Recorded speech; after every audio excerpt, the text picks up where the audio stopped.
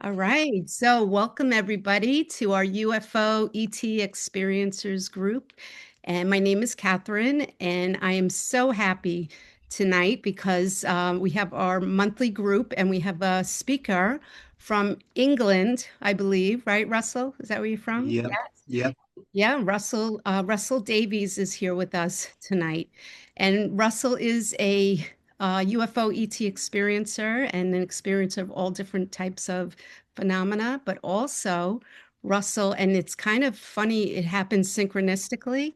Russell is the next chapter from mine in Ray Hernandez's book called A Greater Reality. I'm just giving a little plug for the book. So if anybody wants to read Russell's chapter or my chapter or both, you can find that in A Greater Reality, Volume 5. Um, Thankfully and gratefully, Ray offers those books on PDF for free, which is really amazing. But if you want the hard copy, you can get them on Amazon also. All right, so I want to introduce Russell. I cannot wait to hear your story. And come on in, Russell. Okay, yeah. Well, since I was very young, um, I had a very spiritual kind of orientation.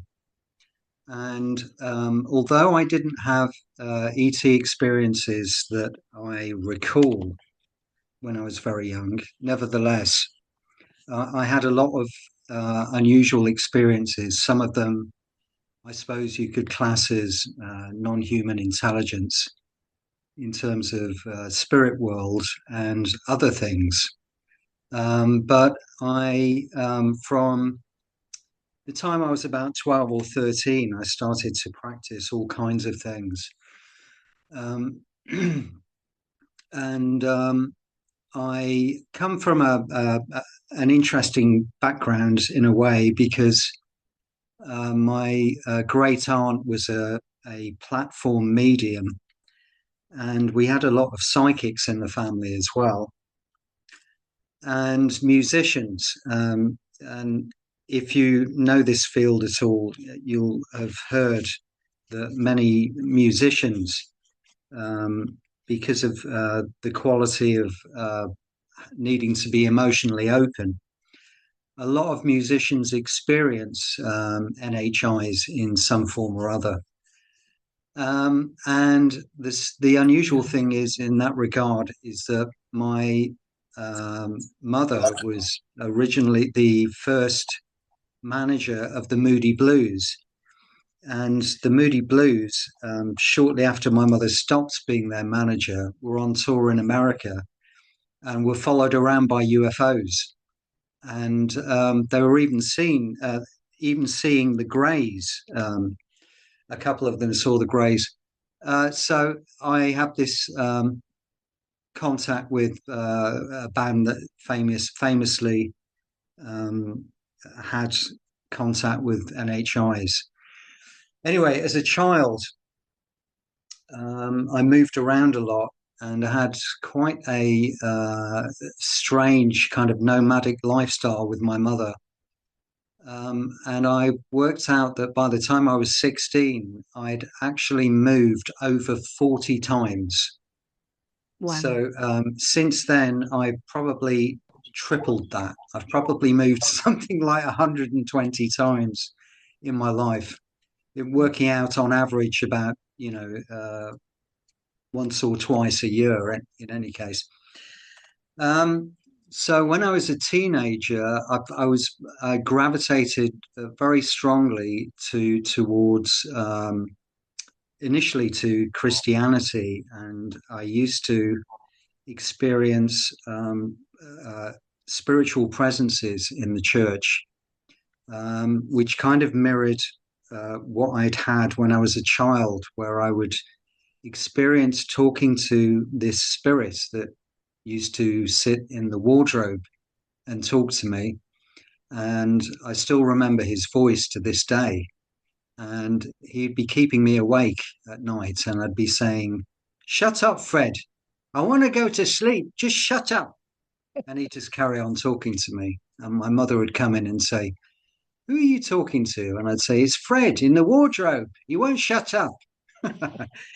So anyway, so skipping forward, I had these experiences, and I started to read Vedic texts and all kinds of other things, and became fascinated by spiritual traditions from around the world.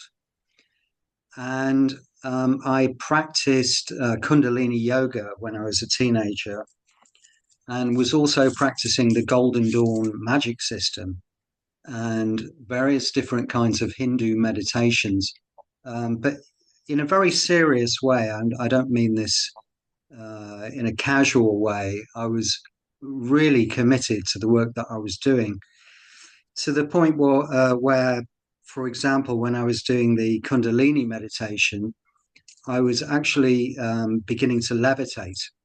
So I had this kind of commitment to really understanding the nature of reality. And it was when I was a teenager that I experienced my first UFO. And driving on the way to my school, which was out in the countryside, it was quite an expensive private school that I'd got to on a scholarship. Our car was kind of followed by a very large white orb that looks like it was the size of a truck. And myself, my mother, and my mother's boyfriend all witnessed this thing. And that was it for a very long time. For my ET experiences, that was just a UFO thing that I experienced, and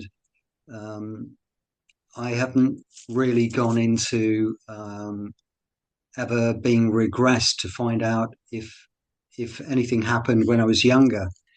But it wasn't until I was in my 40s that I started to have other experiences.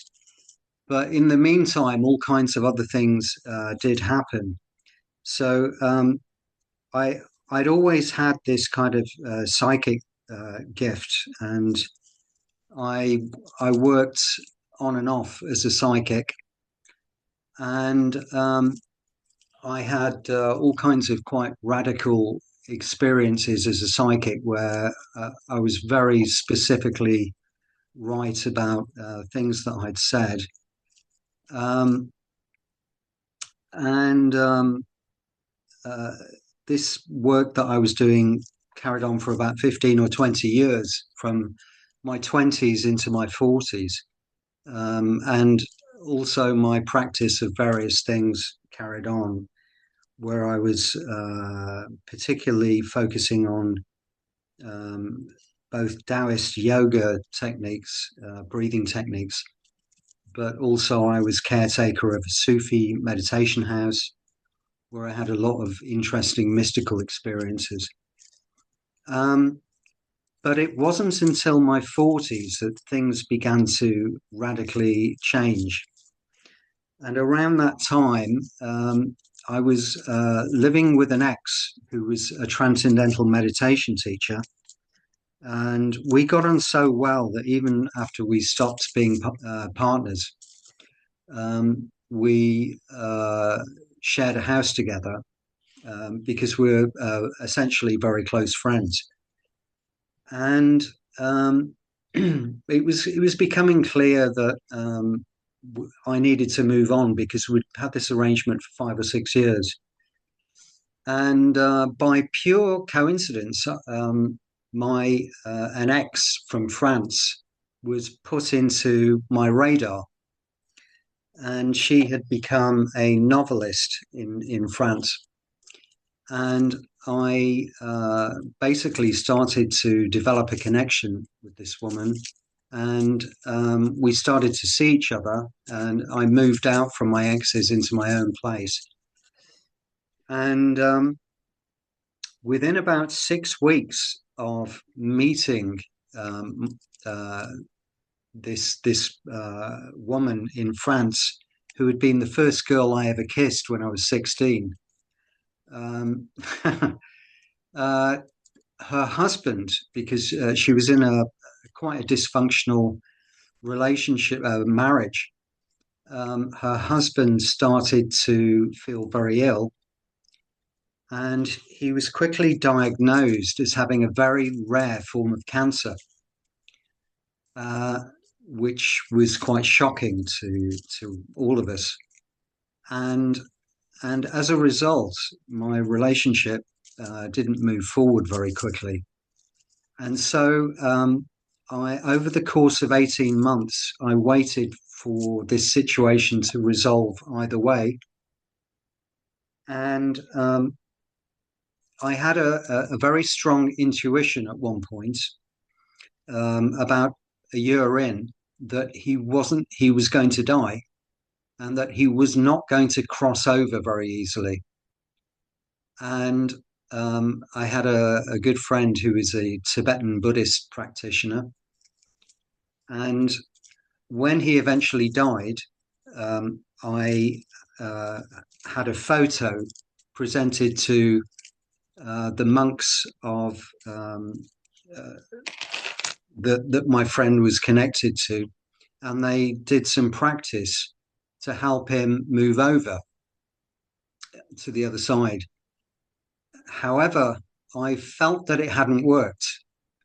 I can't quite explain how I would know something like that, but it was just a feeling. So several months later, I was invited to go and live in France, and I moved over there. And as soon as I walked in, I could feel the presence of a non-physical consciousness inside the house, and it was quite alarming.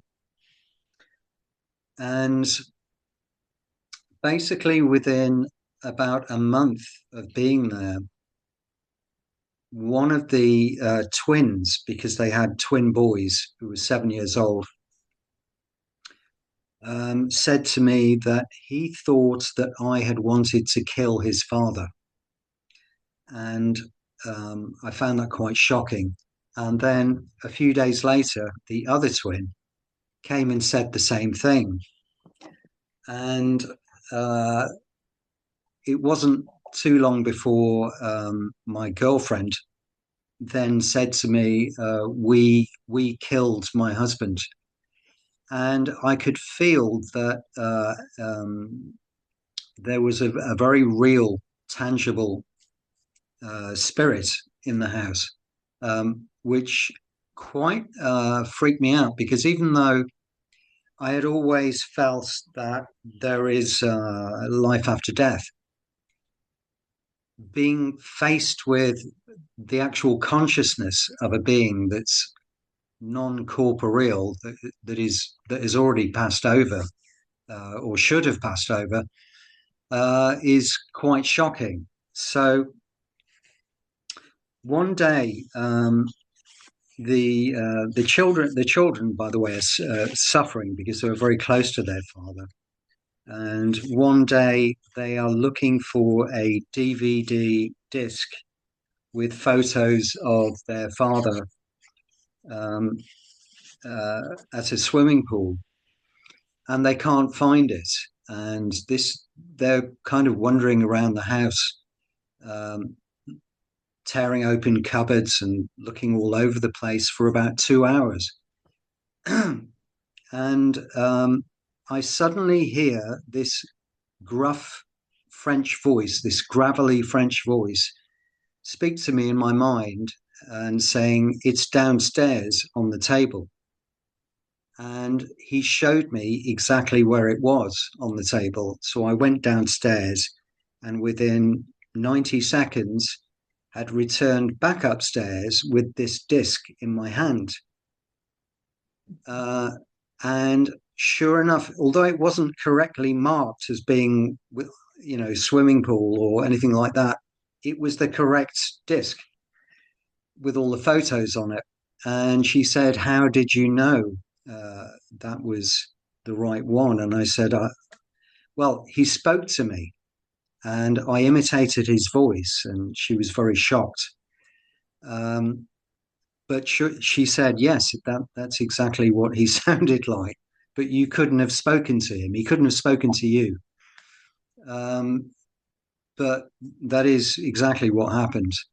And as time went on, I felt his presence very strongly, and I was becoming more and more isolated in the house and being shut out by everybody. So it's actually quite a sad story. I've got quite a few sad stories. Um, and she basically had me living next to the garage, um, in a kind of makeshift bedroom uh, downstairs, because she didn't want the children to see that we were sleeping together. And when she wanted to, she would come downstairs to enjoy my company at night. So she's downstairs with me in this room one night, and I hear that there are it's like an open staircase leading downwards. And I hear on this wooden staircase gentle footsteps coming down. And then it stops right at the bottom. And at this point, my girlfriend's sort of half asleep and she hasn't noticed it. And suddenly there is a huge ball of light that lights up the entire room. It's like a light bulb's been put on, it's so bright. And which is interesting because this is also how the ETs manifest. I wrote about this for the original Free Foundation. I did an article on orbs and how there may be links between spirit orbs and ET orbs. So the room is just lit up by this massive. It's like the size of a basketball or a beach ball, something like that. And it hangs there for a few seconds, then bang, it's gone. At this point, I can't believe what I've just experienced. And I start to think logically, and I think, well, maybe one of the twins has crept downstairs and then has used a camera flash to kind of play games. So I darted upstairs when I'd sort of gathered my senses and crept into the hallway and crept into. They each had a bedroom each.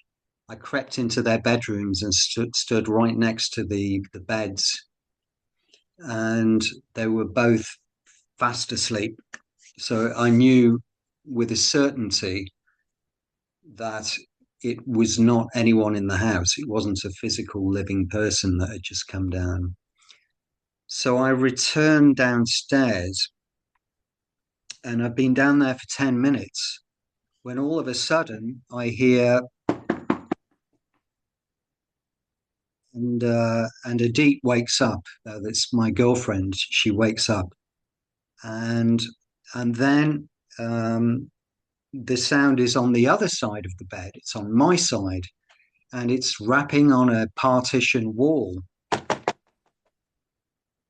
then it's back on the other side, and it's knocking against the wardrobe, so that the coat hangers on the inside of the wardrobe are rattling around on the inside.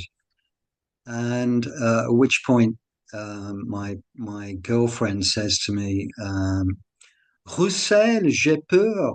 Russell, I'm frightened. Um, and this carries on for about 10 minutes. And I basically sat up in bed and I meditated, and I spoke to him in my mind. And I said, Michelle, I respect the fact that you are the father of these children. I am not here to take over your role. I wouldn't dream of doing something like that. I respect who you are. Please don't do this.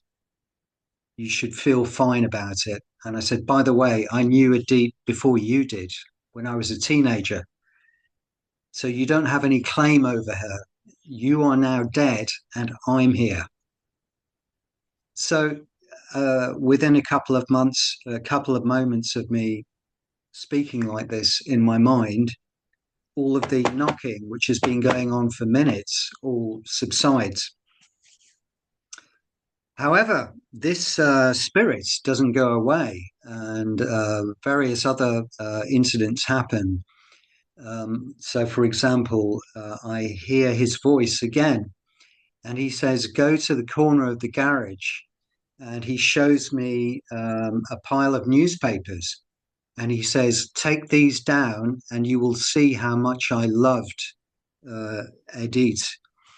And so I did. And inside there were 5 oil paintings that he'd painted of her. And I took them up to her, and she said, "Oh my gosh, yes, I remember those." And he was so upset that I wasn't interested in them. And he also made little confessions of things that he'd done. So I was in the car once, and he told me to open the glove compartment, and inside were some handcuffs, and I was touching these handcuffs and sort of tuning in energetically, and I saw him drive out into the countryside and engage with prostitutes. So there you go. Like he wanted to get something off his chest.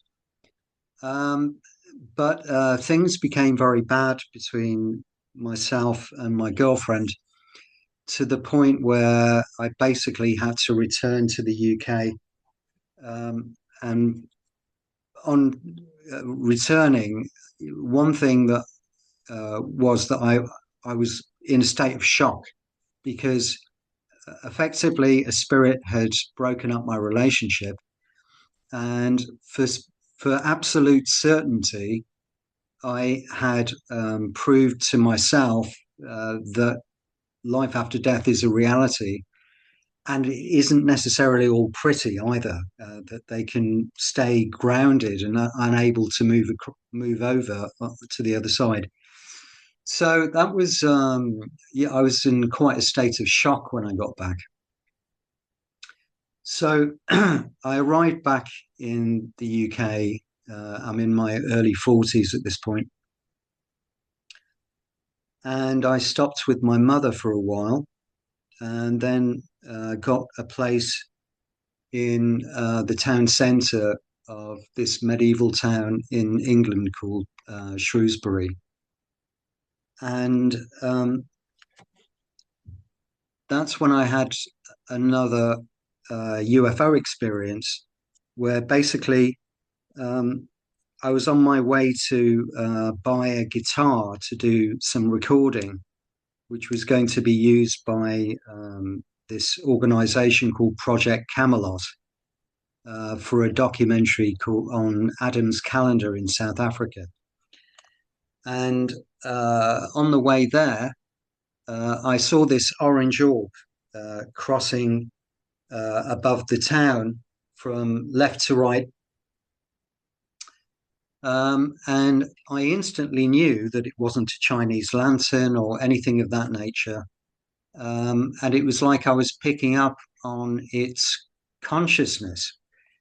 So in my mind, I spoke to, I was the passenger, my friend was driving. In my mind, I spoke to this orb, and I said, "You can't fool me. I know that you're ET."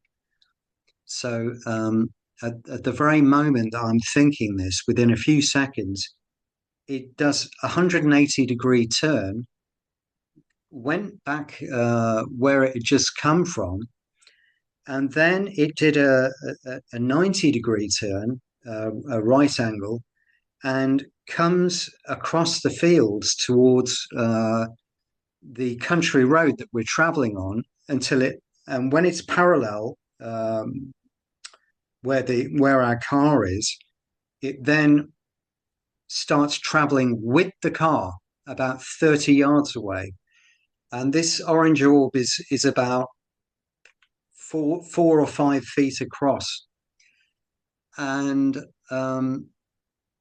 I can feel a sense of being watched. And my friend who is driving is completely oblivious. He seems to have gone into a kind of dream.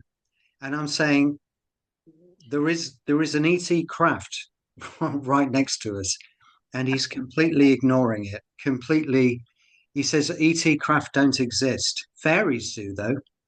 And I said, what? I said, look, there's one right there. He said, doesn't exist. And so I decided to try and project my consciousness inside this orb. And after about a minute, I found my consciousness arrive inside this circular room with a long hallway going off to one side that was hundreds of yards long. And yet this orb was only about 4 or 5 feet wide. And there were all these little beings, little creatures, I was going to say then, that were about 4 foot to 4'3", maybe tall, white as opposed to grey, and they seem to know that I'm there, but they don't look round, and they just get on with. They're kind of looking at sort of monitors and things that are molded into the walls, and I don't get any telepathic communication. And then my friend in the car says something to me, and I'm back in the car. So that kind of that really kind of phased me, and I ended up writing a couple of pieces of music about it. And then there's nothing for about a year, and then around I think it's New Year's Day on 2011. I'm sitting at my sofa watching YouTube stuff on the ET presence and UFOs, from what I remember. And I hear a voice inside my skull. It sounds like bone induction. So it actually sounds like it's out loud, almost out loud in the room, but not quite. And it's my own voice, but it's loud, and it's a bit like talking to somebody on a phone or something. And the voice just says, grab a camera, go outside, you're going to see some UFOs. So I pick up this camera that I've just been gifted, which is a very small thing with 2 condenser microphones. It's designed for musicians. And I grabbed it, ran to the door, opened the door, and there were 2 orange orbs at rooftop height floating down the road about 20 yards from where I am. And it's England. England is a place where people drink too much. And, there are people in the street going, your typical English drunkards, because it's New Year's Eve. And so I felt very self-conscious of starting to film with this video camera. And so I just froze. I completely froze. I feared the embarrassment of them. Somehow I knew that they wouldn't see it. So these 2 orange orbs basically flew to the end of the road and turned right in this kind of perfectly mechanical kind of way, and flew over a male and a female police officer, and disappeared from my sight. So at that point, I realized I'd missed an amazing opportunity, and I ran like crazy. And I ran through the entire town, which must have been 400 or 500 yards. Um, and I can't see these two orbs, can't see them anywhere. They've just completely disappeared. And I arrive at this old bridge that dates back to about 1200 or so in Shrewsbury called Greyfriars Bridge. And I thought, why am I running? Why don't I just, because I'd been watching Stephen Greer at that point, and what he does. And I thought, why don't I try to do some form of ET contact myself? And so I immediately went back to my early work on Kundalini meditation, and I tried opening up my Kundalini whilst asking them to come.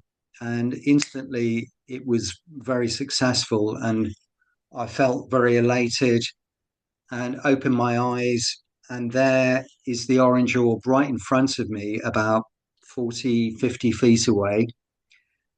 And I start to film it. And I get a distinct sense when I'm looking at this object that it's saying, "You are one of us."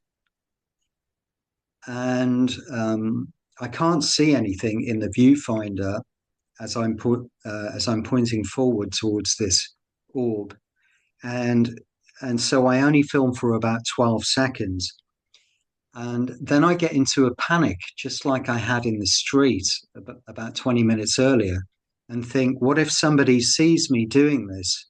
They, I don't know what this panic was about. It was like a paranoia of they will see that I believe in something that they don't believe in, or it's kind of like that. So I went home thinking, I haven't picked up anything. I couldn't see anything in the viewfinder. I get home, download the video, and it's there. I did pick something up. And I showed it to a friend who's an artist, and he said, I think I can see something in this video that you haven't spotted. Do you mind if I edit it? And I said, you go ahead. And so he edits this video and he lightens it quite a lot and adjusts the contrast. And amazingly, my face is in the video, which makes no sense at all, because essentially this only has one forward-facing camera, and I know which direction I was facing because when I'm basically turning the camera around like this, I'm looking for a light source because I'm thinking the camcorder isn't working. And I swing past Shrewsbury Abbey. So I know which direction I was facing. However, when the video gets back lightened, not only is there one orb, one orange orb, there are also multicolored orbs around it, appearing in various different configurations. This is on YouTube. But my face is in there as well, and it's as if I'm. It's almost as if I'm doing this, and the orb is behind me, whereas what I'm doing is filming you, if you like. You are the orb. I'm doing that. So Yeah. it's as if my face has been superimposed Right. in a way that didn't exist in reality. Wow. So that kind of blew my head off completely. Yeah. And I'm just trying to think of the timeline of what happened after that. So this was it when you're in your 40s, you would say? yeah. Mhm. And after that, I started to have a whole variety of different things. The first thing that happened was I started to get orbs float through the walls of my apartments,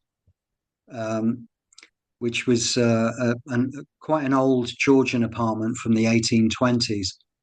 Lovely place, but falling apart. And these pink, blue, and green orbs, usually bigger than a tennis ball, let's say, would uh, they had a sort of a shadow-like quality to them. They weren't brilliant, but then I would also get orbs that would float past my toes that were like sparklers. Um, and so this would happen several times a week. I'd experience something like this. And then one day I get up in the morning and I notice that there is a file on my desktop, and I can't account for where it's come from. And I open it up, and it's a very, very strange image, and I can't make it out. There's a pink mist, and then on the side there is the face of a kind of a cartoon-like human face that is very comical. And for some reason, I didn't really grasp the whole of the image, because what happened next was I asked my ex, who was the TM teacher, who I was still friends with, to come up and have a look at it. And so she did, and she sat down with it, and she burst into tears. Yeah, she was so moved by it. And I said, "Why are you crying?" She said, "Because of the face." And I said, "What, the comical face on the left of the screen?" She said, "No, the pink mist." I said, "I don't know what you're talking about." She said, "How can you not see it?" And I kind of looked like carefully at it. And then suddenly I saw the image, and I didn't know how I could have missed it. And it was the most beautiful face and the most loving eyes that you could possibly imagine. And she just sat there. She was about 19 years older than me, and she sat there with tears streaming down her face. She just found it so mesmerizing. Um, and she'd had a lot of spiritual experiences in her time, but she'd never seen anything like it. And so unfortunately, I lost that image when a hard drive crashed, when somebody burnt this massive candle right next to my computer while I wasn't there. Somebody I was allowing to stay at my apartment. So around this time, every time I opened the door, there would be orbs flying uh, just above the rooftops of the houses opposite me. And I discovered that I could call orbs. And around that time, I contacted Mary Rodwell to get a kind of handle on what I was going through. And I kind of recognized at that point that it wasn't anything to be scared of. Uh, and one of the reasons I was getting scared was that there was a military involvement that started taking place. So, for example, I had a close friend who was a former director of Rolls-Royce, a guy called Stuart, and he phoned me up and he said, "Are you aware that there's a helicopter hovering above your house and has been for the past 20 minutes?" So I went out and I thought, well, I will see what happens if I walk down the road. And the helicopter followed me down the road. And I went into the local park where I was then practicing CE-5, and it's where I used to do CE-5. And the helicopter followed me to the park. So I hid behind a tree next to the gates, and it then moved so that it could see me behind the tree. So then I moved around the tree, and the helicopter moved again. And so I kind of gave up trying to hide. And at this point, it flew straight to the bandstand where music is performed in this park. and it flew round in a circle 3 times and shot off.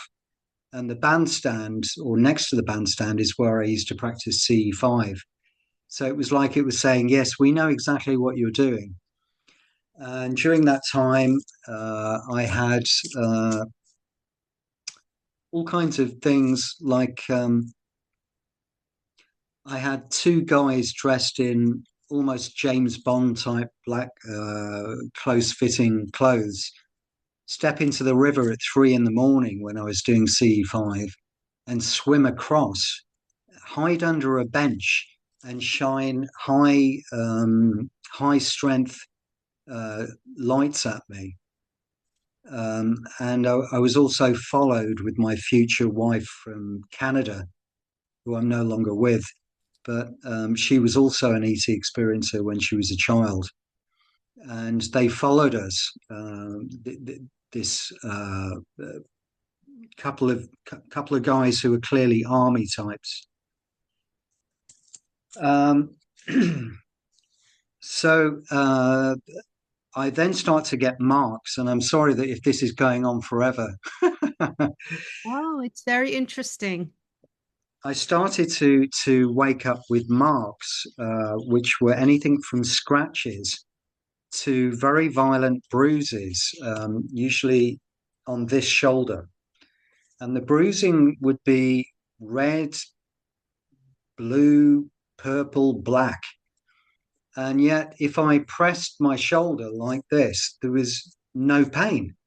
It was almost like it had been pre-healed. And then I wake one day and go to the bathroom to have a shower.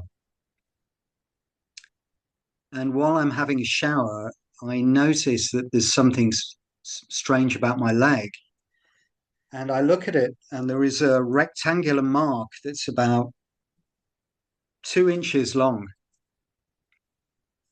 And it almost looks, it's maybe 2 or 3 millimeters deep. And it almost looks like it's a biopsy mark that has been cauterized. So after I showered and got dried, I went back to the bedroom, checked all of my bedding, checked my clothes, checked everything possible, thought back what I'd done the previous day, and there was no blood anywhere. There was no blood on my clothes, no blood on the bedding. And yet there was a 2-inch rectangular mark on my leg. So this was all a bit freaky, but nevertheless, my general contact, even though confusing with sort of waking with marks, but also getting a sense of positive contact, it was quite alarming in some ways. But the thing that had made me, apart from talking to Mary, the thing that had made me feel positively about it was I had been sitting once talking to a counseling client on Skype. And I heard a sound a bit like a didgeridoo, or you could say a synth oscillator would be the most accurate thing. It's like whoa, whoa, whoa, whoa, whoa, whoa, whoa. And then there was 2 notes on a flute. And I said to the person that I was, my client, I said, you're going to have to excuse me, there's something happening here. And so I ended the call, and the air in the room started to vibrate very, very rapidly and intensely. And I didn't know what was going to happen. And basically, having come back from France, I'd been quite traumatized, having experienced being haunted by the ex, who felt quite hostile towards me. and then effectively being made homeless and having come back to the UK and starting from scratch. And suddenly, what took place in my living room was the air was vibrating, and then suddenly an energy came through the balls of my feet and shot up through my whole, well, it fizzed through my whole body. I don't know what you call the stuff in America, but Wow. we call it Alka-Seltzer here. You know, it's a fizzy stuff that makes you feel better. Oh But it my was God. like Alka-Seltzer was fizzing through my entire body. And it came all the way through my body and came out of the top of my head. And instantly I felt this sense of calm and relief that I hadn't had for years. I was suddenly feeling emotionally calm, present. I was fully here without any sense of anxiety, which was quite miraculous. And it didn't end there. I was on a call with the same person about 2 weeks later, and exactly the same sequence of events took place. I heard this whoa, whoa, whoa, whoa, whoa, whoa, whoa, and then two notes on a flute. The air vibrated, and I felt this thing going through my body. So they obviously thought, well, he's a really bad case. I think we need to come back and give him a second go. Anyway, so that was the reason why the main reason why I didn't go into negative thinking about this experience. So I felt that the ETs could hear my I have a every thought. question. Oh, wait Yeah. a minute. Who is that? Who is doing that? Okay, hold on a second. I have a very serious story to tell. Yeah, who is this? I am new here. I just wanted to introduce. Okay. All right. I think we have a Zoom bomber that came in. All right, go ahead. Sorry about that. So yeah, so around that time, this Canadian woman that I'd met through a sort of online dating site had come over to visit me, and I decided to try an experiment. And I wrote down on a piece of paper, if you think I could handle it, please appear for me tonight. And basically, we went to bed, and we'd had a shopping trip that day, and I'd bought her some interesting clothes, you know, British clothes that she couldn't get in her little Canadian town she lived in. And so there were carrier bags all over the foot of the bed. And we're lying in bed, and we suddenly hear something walking across the carrier bags, a little pitter patter of feet. And I said to Dee, that was her name, can you hear that? She said yes. And a few seconds later, I was touched on my hip. Now, weeks earlier, I'd woken with 3 puncture marks on my hip, and I was touched in exactly the same place. And shortly after that, we both fell asleep just like that. And then when I woke up in the morning, I had very weird scratches in various places. So it felt like I'd had some sort of experience. There was also, in terms of my contacts, a whole level of dream contacts, which I won't go into because I'll literally be here all night. So I may as well focus on the more direct contact that I've had. So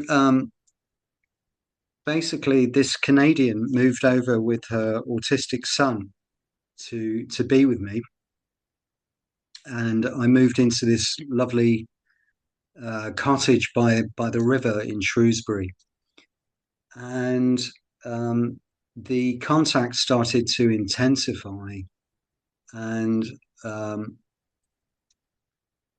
I saw an awful lot of orbs. I mean, it was basically daily, multiple times a day, I was seeing orbs. And gosh, which one do I go for first? Yeah. I was regularly seeing something that looked like a large glowing pigeon that was moving extremely slowly in the garden. And every time I saw it, I kept thinking, what on earth is that? And it looked like a fat, force-fed pigeon with little fat wings, and it was glowing. And it would be moving at sort of 1.5 miles an hour. It was like slower than walking. And I couldn't sort of place what it was. And every time I moved to the window to try and see it, it was gone. So I was doing daytime CE-5 on my roof terrace. I had this lovely roof terrace that overlooks the river. I used to sit there and play guitar. It was a lovely place to be. But I'm doing CE-5, and it's a summer day, around 4 or 5 in the afternoon. And I see something coming towards me, and it's this glowing pigeon thing. And I think, what on earth is this? What is it? And I can see it from when it's about 80 to 100 yards away. When it's 30 yards away, I see what it is, and I can't believe my eyes, because what it is a little being inside an orb that is like a skin of energy that faintly glows. And his arms are going through this glowing skin, and he's propelling forward like this. And it's like something out of a science fiction film. And I grab my camera, and by this time I've upgraded to something quite expensive. And it's a Sony, it cost about £1,200 for me at the time. And I start filming, and this being goes over my head about 6 to 8 feet above me. So I got to see this little being really, really close. And he had the most comical expression on his face. It was almost like he was, it kind of reminded me of the White Rabbit in Alice in Wonderland. It was like he had a job to do. And he seemed a bit sort of put out or stressed. He seemed slightly stressed. And he kind of looked over at me briefly, but he didn't seem particularly interested, which doesn't really fit with the fact that I'd seen him hovering around my garden a lot. So I can't really square the fact that he was around a lot and yet didn't seem terribly interested to see me. Anyway, the video didn't work out at all well, and it was just pure static. But I'm completely sure that if somebody else had been there, they would have seen it. I know that it wasn't a theatre of the mind experience. He was actually there in some form in 3D. Shortly after that, I discovered that there's this thing called the Farabahar, which is a Persian symbol of kingship, which is basically a being inside an orb. And then also I thought of the Egyptian solar disk with wings, which is something that I printed out and put on my kitchen window to remind me of this experience. On some of these occasions, my then wife was with me. On one occasion, it was the daytime again, and we're both doing CE-5 on the roof terrace, and we're in reclining sort of deck chairs. What would you call them? A lounger, sun lounger, or something, and a ball of light that's about 3 to 4 foot wide, plasma in appearance, with a tail that's about 9 foot long. So it looks like a glowing tadpole or glowing sperm goes probably at sort of like 30 miles an hour, 40 miles an hour over the roof at about 15 feet above us. So it's only just above the rooftop. And we witness it for about 10 seconds, at which point it just takes off and goes really fast and disappears.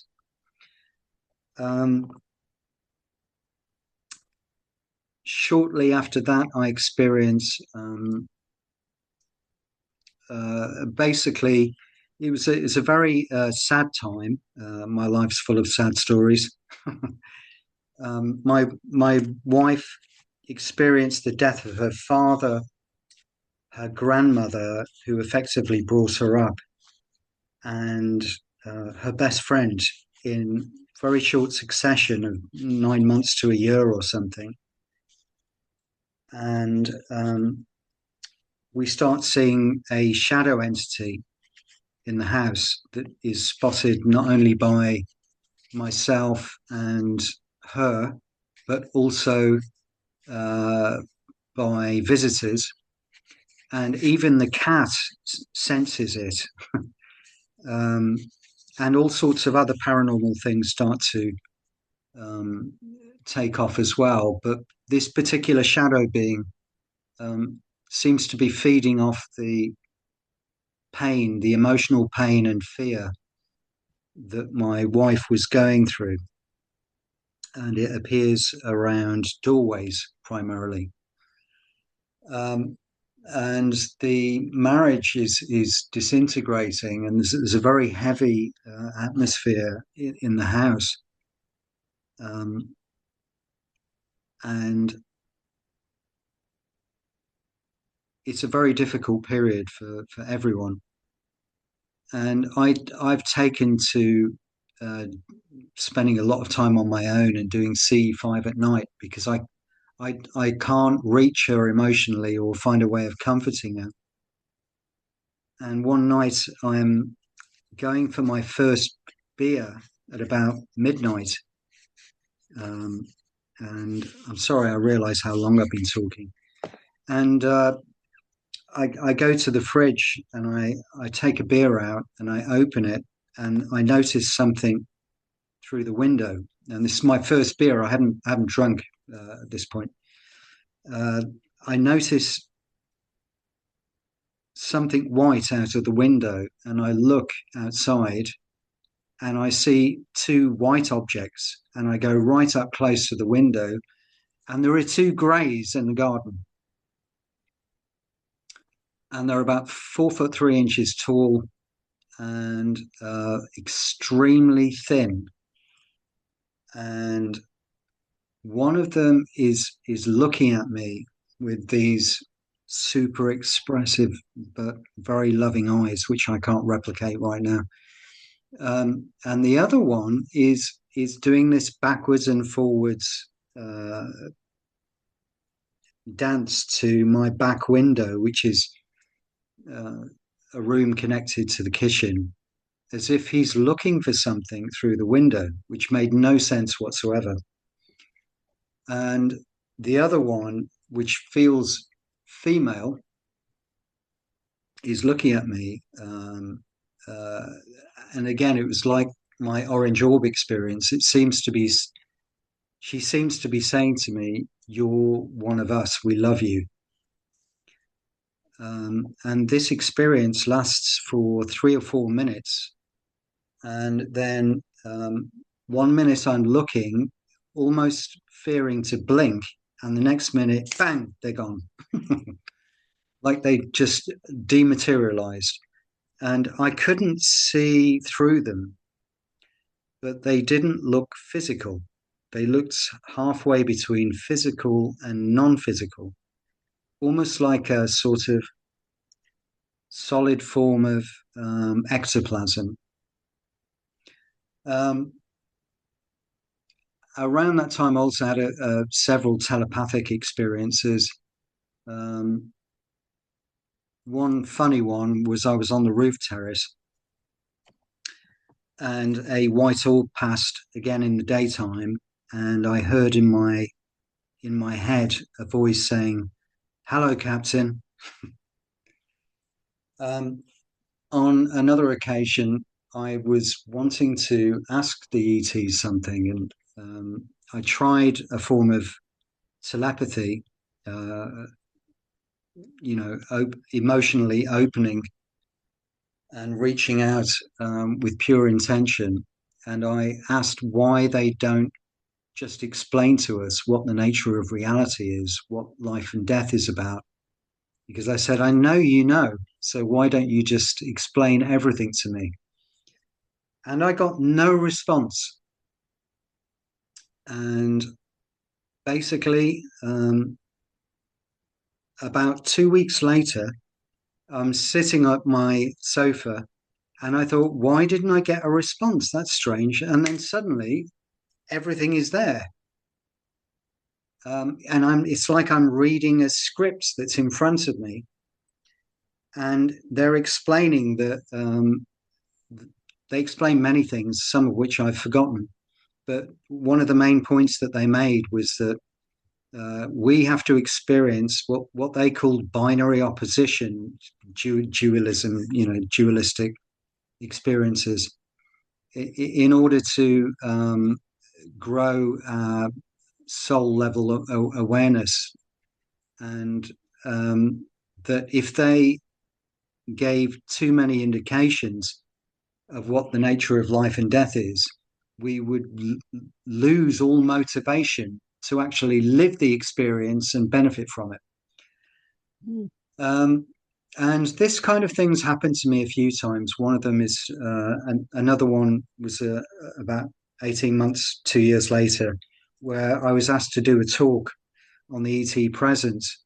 And I asked the ETs for advice on that, and they just didn't reply. And then I'm sitting at my desk one day and waiting for a counseling client, and I got a full-on download, which was a video that lasted about 17 seconds. And in almost every frame it appeared, was flashed the sentence, "Everything is connected." And it was in fast forward. It was about 100 times or 500 times faster than a video should be. And basically it showed me the mycelial networks, tree roots connecting, all beings of different classes, all connecting together. And then it took it out of this dimension into another dimension. And it showed me how thoughts connects to thoughts in other dimensions, how like thought fields connect together, how material connects to ethereal. And so that was the title they gave me for my talk, "Everything is Connected." And I think maybe I should pause there because this has been very long. I could probably go on a bit longer, but Yeah, this has been great. And I think that's perfect to end it in that way because, yeah, that was very informative. And thank you so much for sharing. Let me you're join very welcome. in the room. Hold on a second. All right. So thank you. I just want to see. I wrote a few things down. Uh, let's see. All right. Wow, you have your story. There's so much to it. All right. So when you went into the park, okay, where you do CE-5s, you had mentioned something about two people in, I think you said they were wearing, I forget the way you described them. They were wearing something specific, but they were swimming in the water. Is that correct? And Yeah. can you tell me more about that? What was that about? Well, almost every night I went to a park called the Quarry Park in Shrewsbury, which is next to a river called the River Severn, and that was only 100 yards from where I lived. So it's a very nice place to do CE-5. And I was well, not constantly, it wasn't every time, but several times I was monitored. And sometimes other people were witnesses to that. Um, on that particular occasion, two guys that almost seemed like they were dressed like James Bond. So they had tight fitting black outfits. Mhm. They looked like SAS or something like that. And they stepped into the water. I saw them step into the water. Then I saw them crawl under a bench in the park and started shining this torch at me. Wow. Makes no sense.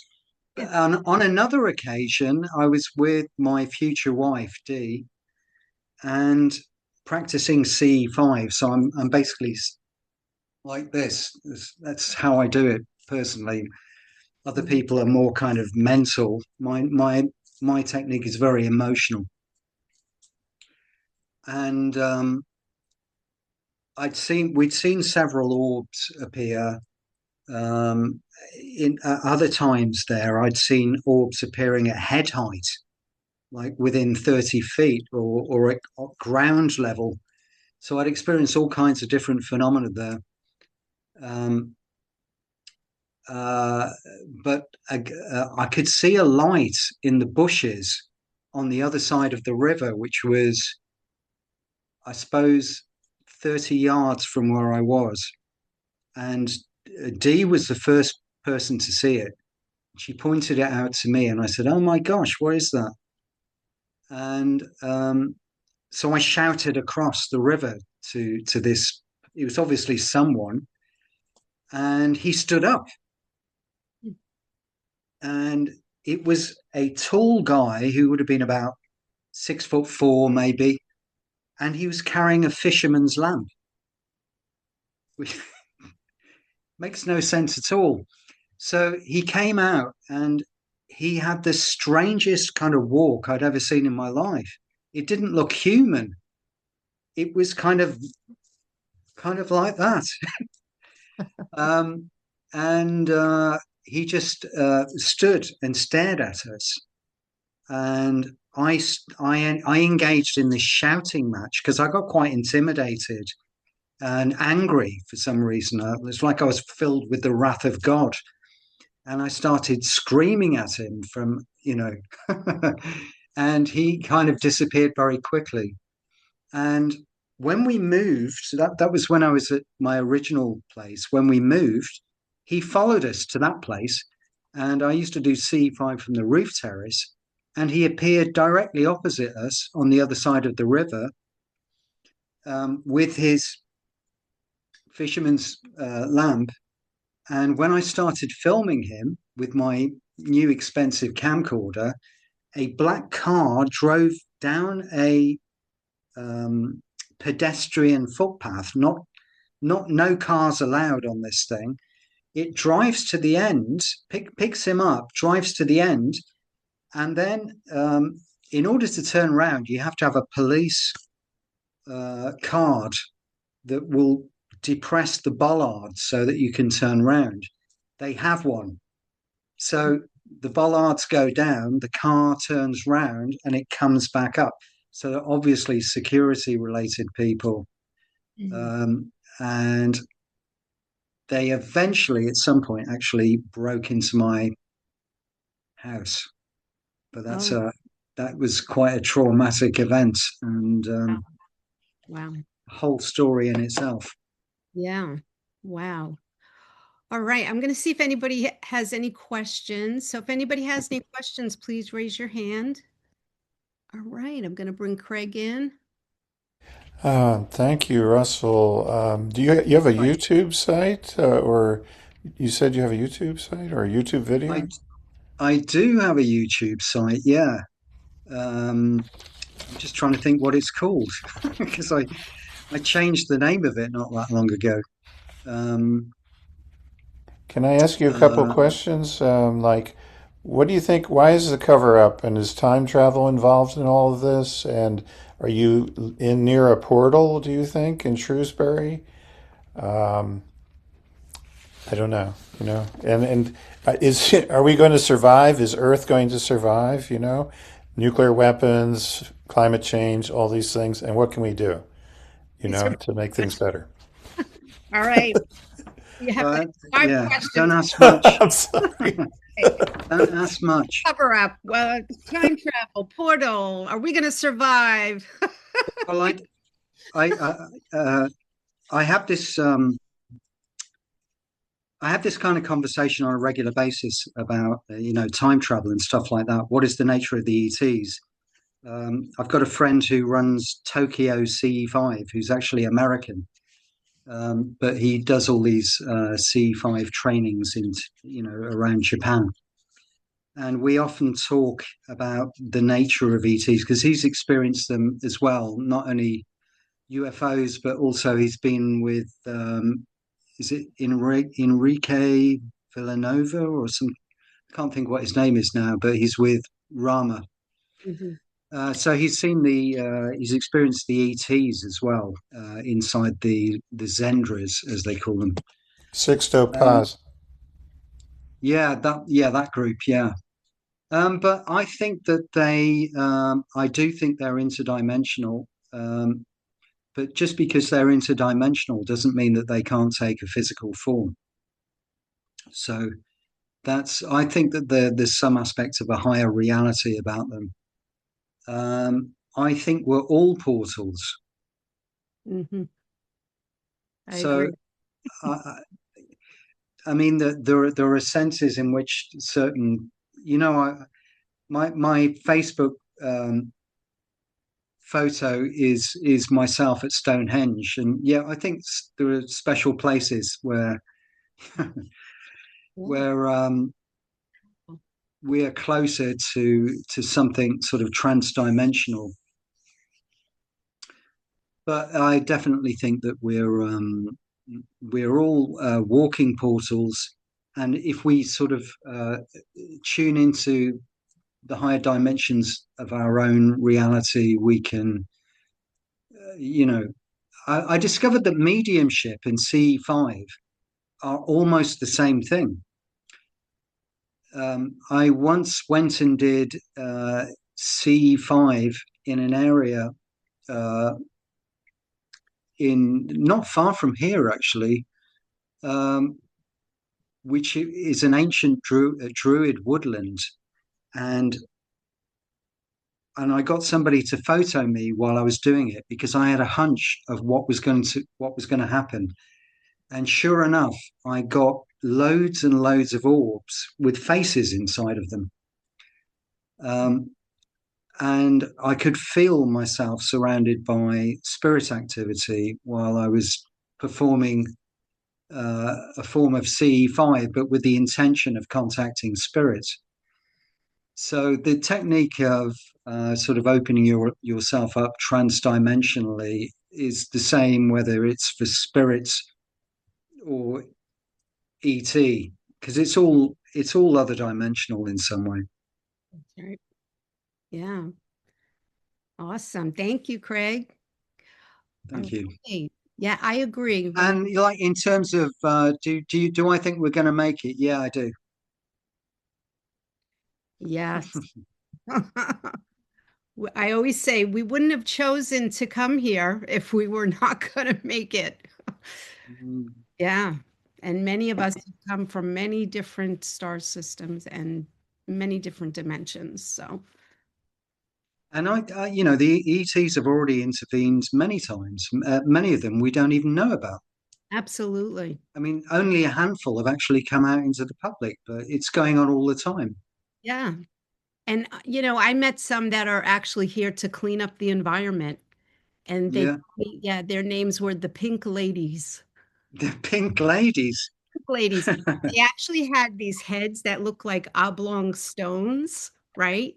Like almost Oh, like potato shape. And they wore these long pink robes, and they are actually interdimensional beings that are here. that's really strange because you're making me think of the pink face in the mist. Oh, okay. Interesting.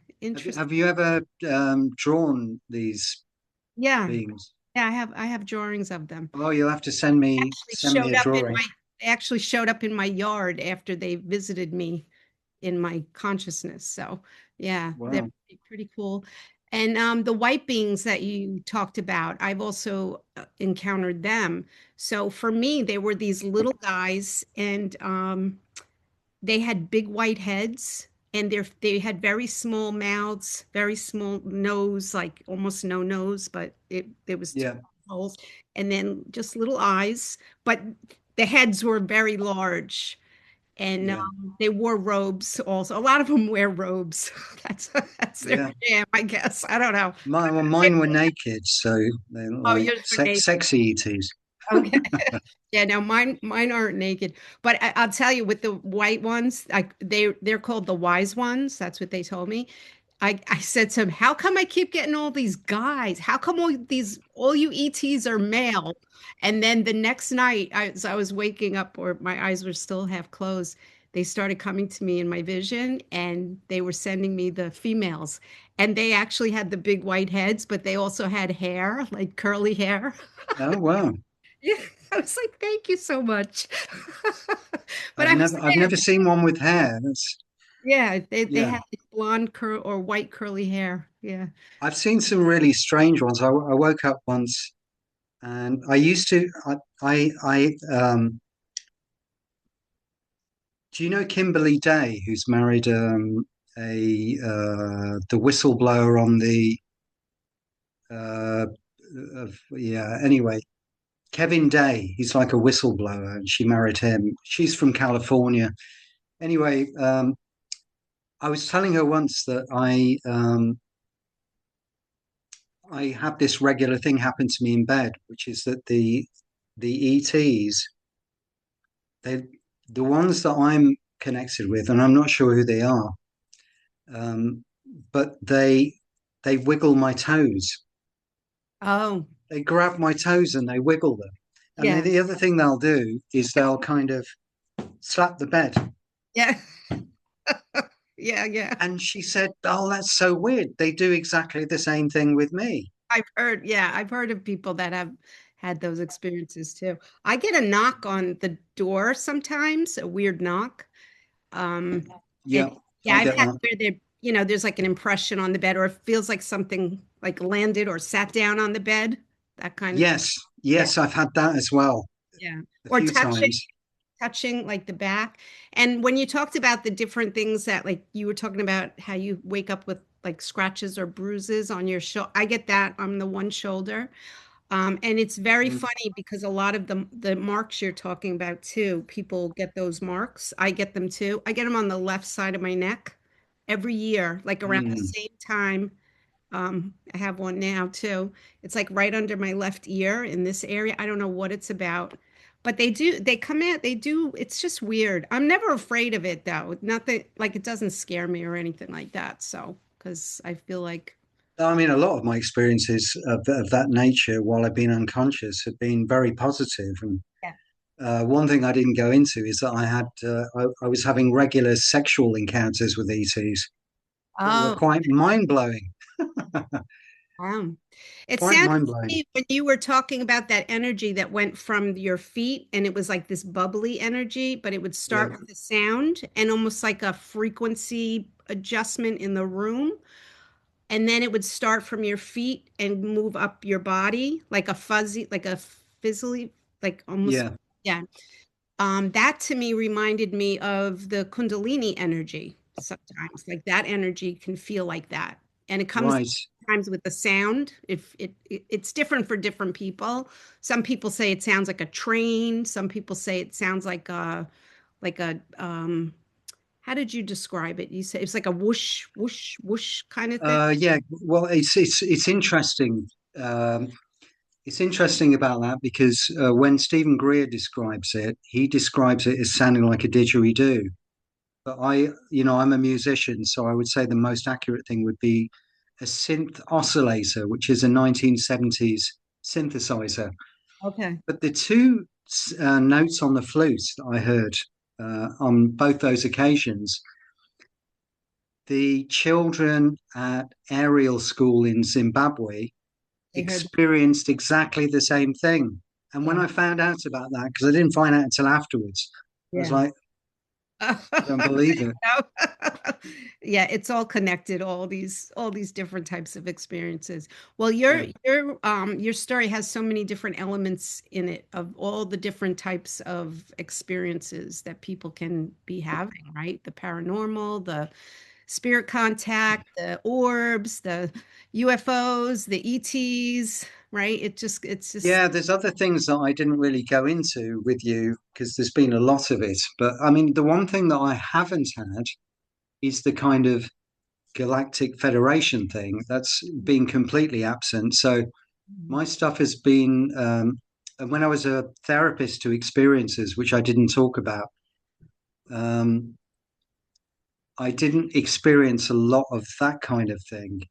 Mhm. Most of the people that I worked with had experiences a bit like mine that were very kind of bitsy and a bit kind of hard to really get an overall understanding from.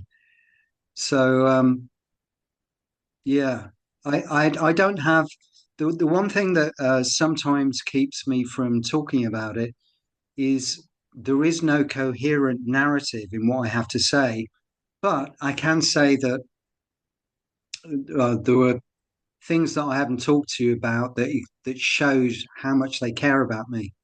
Yeah. Like they appear as plasma crosses in not in the sky, but kind of 10, 15 feet above my head when they're warning me about something. Yeah, they're looking out for you, So here for yeah, you. they Yeah. do. They And definitely do. you do have a coherent message because you actually talked about how they were saying to you that you're one of them, right? And that Yeah, yeah, we're all connected and that I love when you ask them a question, you don't get it right away, but then suddenly it'll be like a drop down in your vision, right? Where you're seeing this explanation of the what is the reason for like what is all this about? And then they they almost like they yeah, type it all out for you and give it to you, right? And I yeah. like what they said too, because if we knew all that, we really wouldn't be motivated, right? We'd just kind of be like, whatever. Well, that is, I think the problem with people is that they want to know everything, Yeah, yeah. whereas the it's like people think too much. And one of the philosophers, mystics that I've studied a lot in my life, one of his things was he said that thinking is overrated. Mm. People should be in their hearts more and kind of experiencing reality from a higher emotional state rather than being in this. Right. And questioning it. That's so true because anytime when I'm having like a spiritual transformative experience, if I start to think about it or I start to kind of question it, that's when it goes away. It's like, oh no, Yeah, you just kind of you have to be in the moment and just let all that human stuff go, and then it just kind of it plays out the way it's meant to be. And it's yeah. We try to over process things too much, and in that respect, we are quite like these computers that we've made. yeah. We think that analysis is what everything is about, and Right. we're gonna analyze ourselves to death eventually if we're Yeah. not careful. Well, that they're helping us not to do that. So that's what I love Uh, about it because they're making Hopefully, Yeah, they're making contact to a lot of people. And I hear people all the time in experiencers groups, right, that are sharing about their dreams. And a lot of times they're having visitations from the ETs in their dreams, but they're not really, they don't really know that yet. They just think it's a dream. But that's how they connect with us, through the dream state, through the mediumship. Yeah. Just like when you do mediumship, it's the same way. Children as well. I mean, I became a stepfather to my ex-wife's son, and he came back from school one day. He was about 7 or 8, and he'd been asked to draw something, and he drew a grey. Oh, see that? Refused to talk about it. Yeah, the kids. He didn't want to talk about it. Where did you get this idea from to draw this? I don't know. Right. Yeah, kids today are really enlightened, I think. They're coming in knowing who they are. So, all right, I Yeah. want to give somebody else a chance to ask any questions, or if you have any comments, insights, anything you want to share after our wonderful talk tonight. We have 20 people in the room, so let me just see who's here.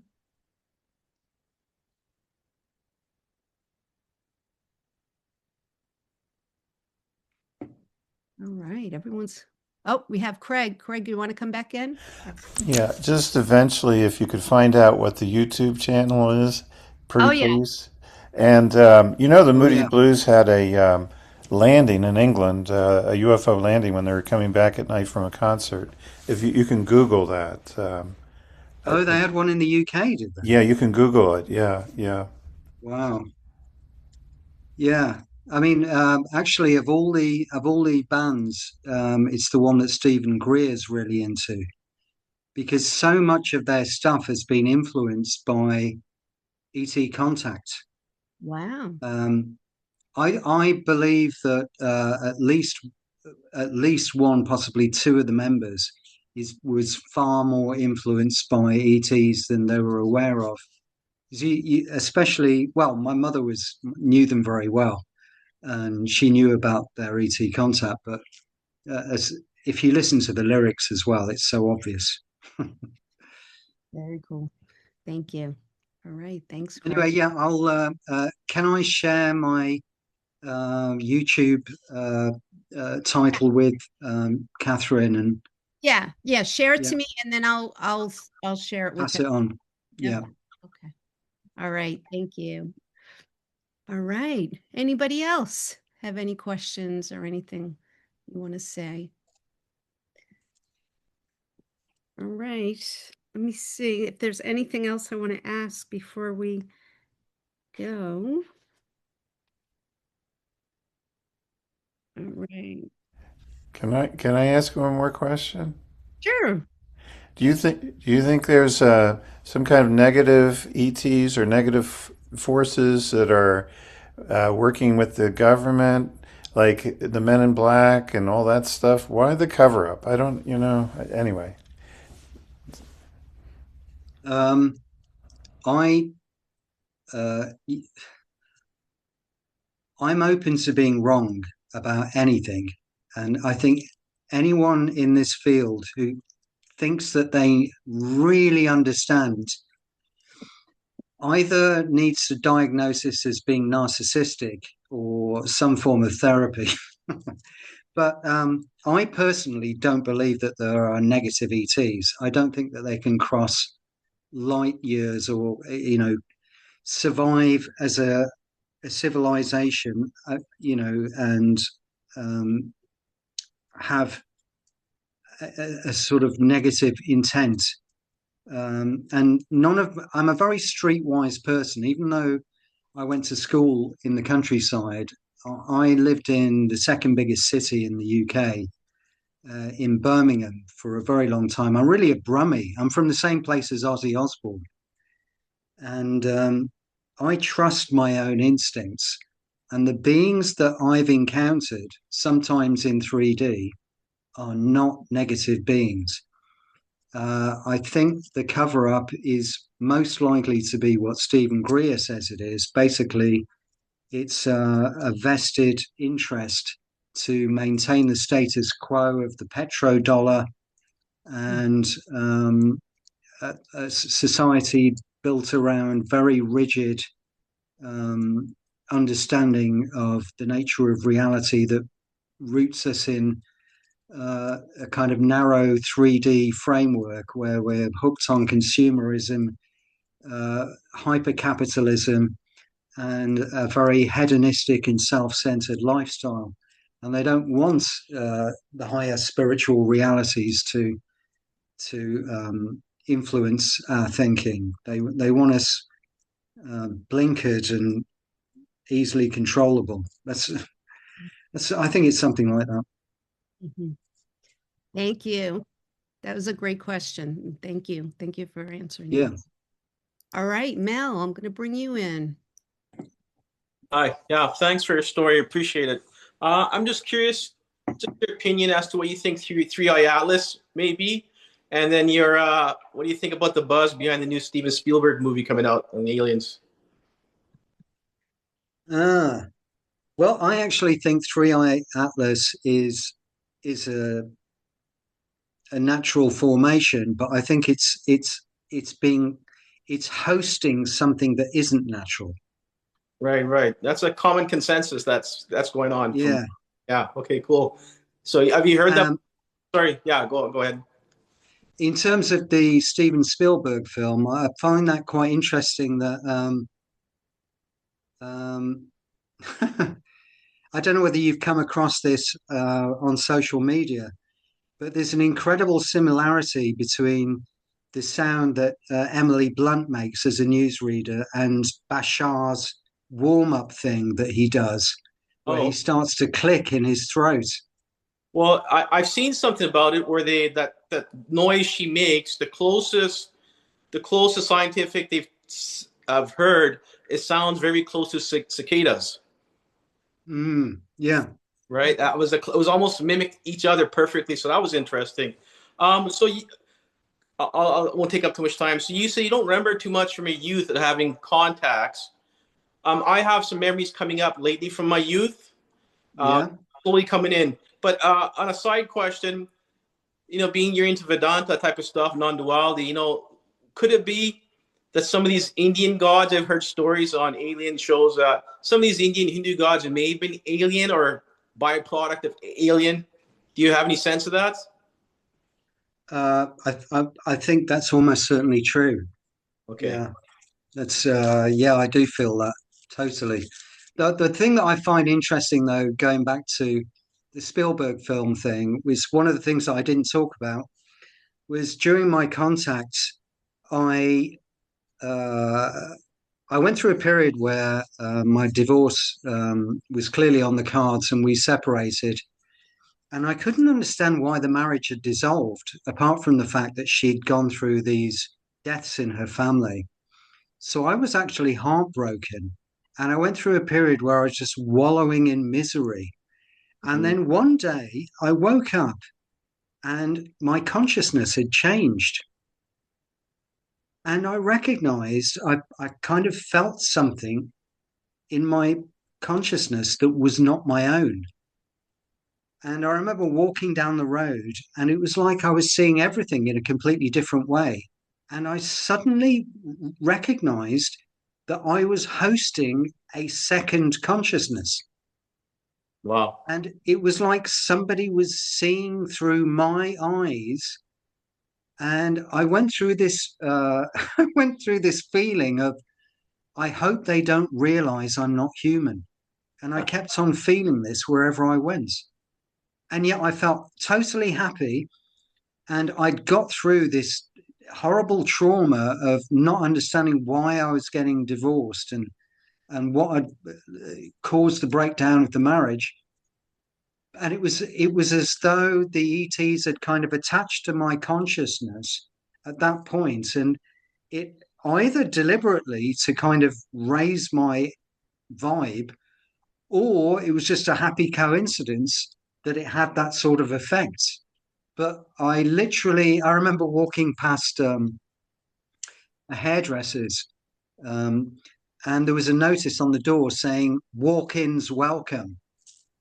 And I thought, yeah, that's me. Sorry, in a non-duality kind of thing, it sounds like you woke up from your trance. Yeah. Yeah, very much so. Yeah. Okay, thank you. Through you. Thank you. All right. All right. Let's see. We have Greg. Hold on, Greg. I'm going to bring you in. Yeah, that was fascinating. Thanks. Hey, Catherine. Hey, Russell. When you described that experience that you were, you got that Alka-Seltzer thing. Yeah. Did you feel tell me again where you went, or did you feel you were taken physically, or just your spirit, or did you go somewhere, or did you just experience the feeling? No, I didn't actually go anywhere. I mean, I certainly went somewhere that night, because that was one of the nights where I had extremely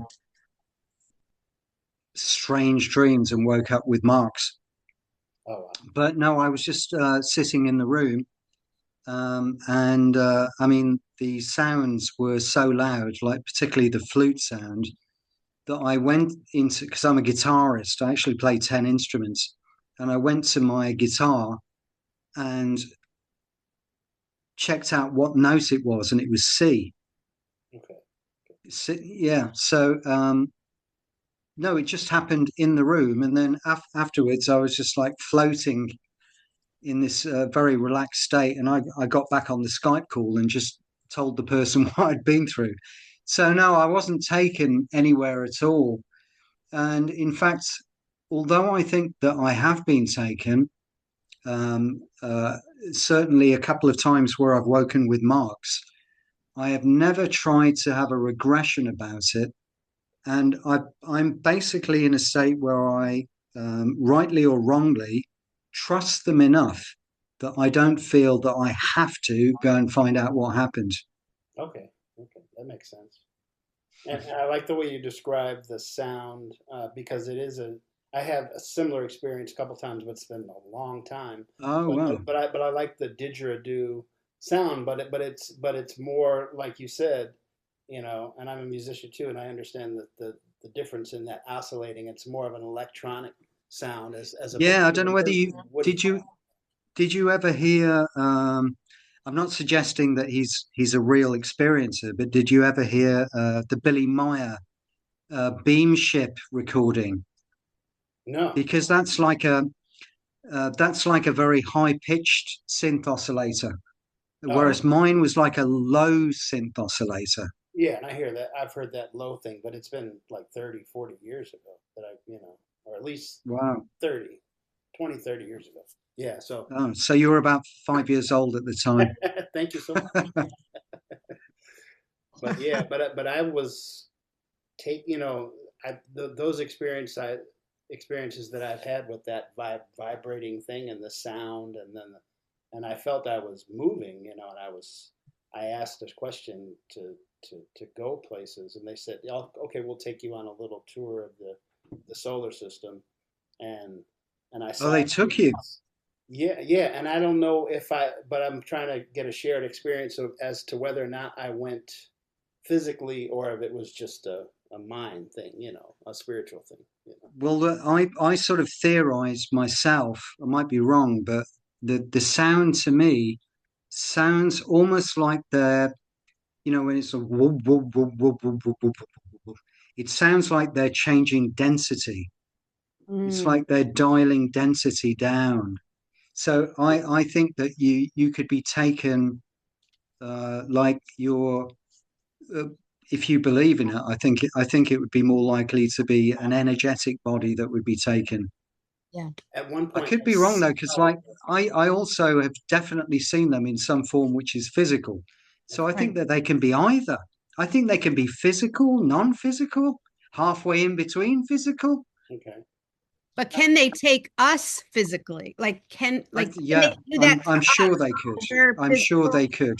Yeah, I actually think that they're masters of our dimension. Oh, they are. They're incredible. Yeah. They're incredible. Yeah. Like when I think about Betty and Barney Hill, right? They were physically like their bodies Yeah, and she had like were the there. Yeah. substance on her thing, and Yeah. So I think they can do that with us. They can, yeah. well, They're that's a debate that I've had with Ray, because I said to him, and he said, "Oh, everything's consciousness. It's all consciousness." yeah. And I said, "Yeah, but what about my physically being taken? What about my scoop mark?" Yeah. And he said, it's just a badge. It's just a badge to show that you've been connected to the ETs. Yeah. But Okay. all like one of the other things they say is ET stigmata. ET stigmata. All right.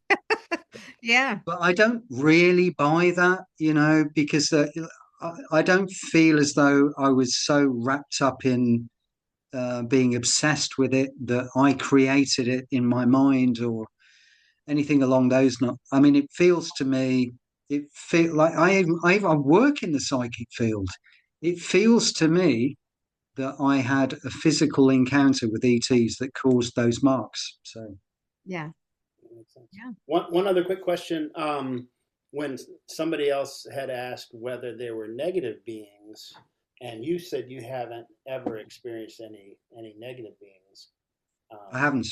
Okay. I mean, I've read. Have you? Well, I don't know about negative, but ones that. I mean, that's kind of like a gray area too, as far as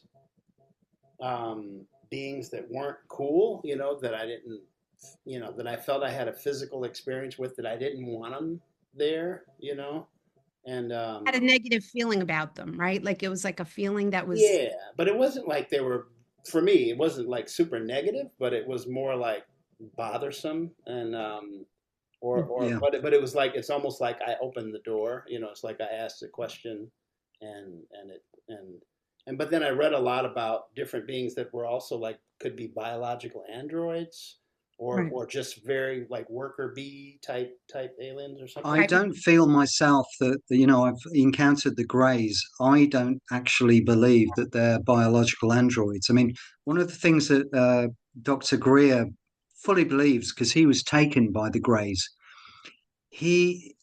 because he had a negative experience with them. I mean, I don't like to disrespect other people's experiences. So,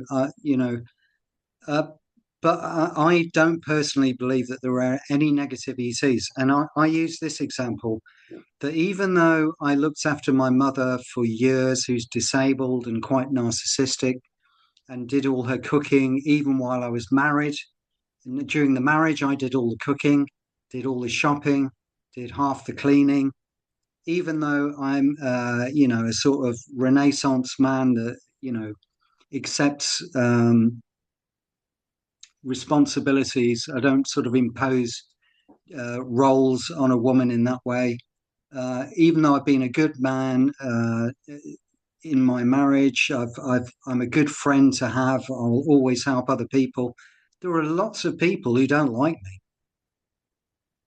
So how subjective is it with human beings that we either take to somebody or we don't take to them, and we project? Like, you've only got to look in America at the moment, both sides of the political divide. There is always a cognitive coloring of any experience. So I like Ray Hernandez tends to say that the main issue that causes negative experiences is ontological shock. I've got another theory about it, which is that there's an aspect of ET experiences that is like a projection of the monster from the id. Okay. What's that 1950s sci-fi film? I think, is it called Forbidden Planet? Probably. Where basically there's this alien technology that destroys the entire civilization that's set up on this planet, because it basically the technology they create can manifest in 3D reality your wishes and things that are deep within the unconscious. And for a while, it all goes swimmingly and they manifest all this amazing stuff. And then they start to hit the shadows, the shadow side of their being. And they effectively project so many monsters onto this planet that it destroys the entire planet, and the whole civilization goes. Mm. And I think there's something about that. Like, I believe that there is a kind of collective consciousness field that the beings interact with, and sometimes it can shape how they will appear both as UFOs and as beings. That's my own belief. Other people just think, okay, they're from this star system and that star system. I tend to think that even if they were or are from that star system, they're in another dimension of reality, and they can interact with the consciousness field of humanity, which Dr. Rupert Sheldrake calls a morphic field. And he says that all species have a morphic field, which explains how once a monkey has learned how to use a stick to get an ant out of a tree, the second monkey will learn it 10 times faster, or, and the same thing with human beings. It's like a consciousness field that is a living, evolving, reflective system. Yeah. And I think that the ETs can tap into that and present in a number of different ways, and may even be using it as a form of kind of therapy.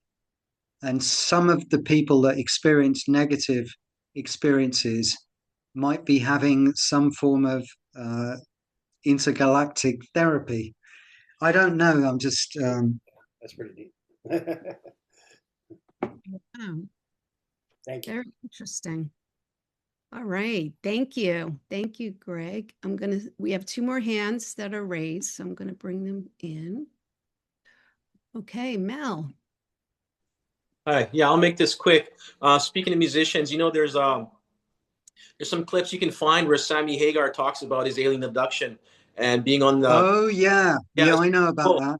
Yeah, that's pretty cool. So you said you've been to Stonehenge, but have you been to any of the crop circle formations in England? Just curious what your experience was been there. Yes, I have. Yeah, I've been down south quite a lot around Somerset and Wiltshire, and I was up in Wiltshire, which is the main crop circle place, just after a crop circle had formed. So I've actually seen several crop circles, and I've been in that area. You see, I believe they're formed by orbs, by plasma orbs. Mm-hmm. And that is what explains the nodal radiation. The nodes tend to be microwaved. Right. But I did a CE-5 when I was stopping at a friend's Buddhist retreat center in this beautiful area in Wiltshire. And we got this amazing thing about 10 or 15 feet above our heads that was like a slow firework. It completely blew her mind. But that was prime crop circle territory. And I saw some of these orbs floating around. There's lots of them. Very cool. All right. Thank you, Mel. Thank you, Russell. And You're welcome. I have one more question before we end our evening. I see Craig's question. Whitley Strieber wrote horror novels, and then he had a really bad ET contact in the beginning, and then he's changed and he's gotten better ET contact, similar to what you were saying. And the crop circle, there's like a consciousness connection with the crop circle. Like there was a researcher, he drew a fish, and he wanted to see, and he sealed it in an envelope. He didn't tell anybody. He wanted to see a crop circle that looked like a fish. And the next day there was a crop circle that looked like a fish.